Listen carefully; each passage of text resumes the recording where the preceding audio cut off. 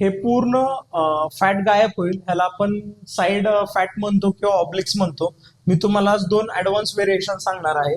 एक व्हेरिएशन आपला हायपर एक्सटेन्शनवर असणार आहे. सीट ऍडजस्ट करताना आपल्याला कमरेच्या लेवलला ऍडजस्ट करा. एक हात असं ठेवायचा, दुसरा हात इथं ठेवायचा आणि पूर्ण खाली, तुम्हाला जेवढं खाली जाता येईल तेवढं खाली जायचं आणि इथपर्यंत यायचं.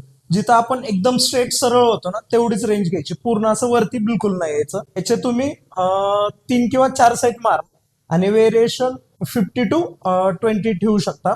दोन्ही साईडनं अल्टरनेट करा आणि ह्याच्यानंतर आपलं व्हेरिएशन केबल वरती असणार आहे. तुमच्या जिम मध्ये असा स्टेपर असेल, तो स्टेपर बरोबर मिडलला ठेवा. हे सेट पुली सेट करताना पूर्ण बॉटमला सेट करा. वेट तुम्ही तुमच्या कॅपॅसिटीनुसार लावा. आणि पायामध्ये डिस्टन्स ठेवताना शोल्डरच्या लाईन पेक्षा थोडस वाईट डिस्टन्स ठेवा.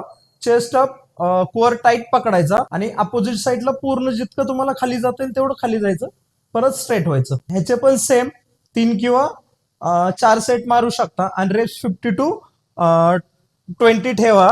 आणि हे तुम्ही अल्टरनेट डेज करत जावा, म्हणजे तुमचा वर्कआउट कम्प्लीट झाल्यानंतर तुम्ही अल्टरनेट डेज करू शकता.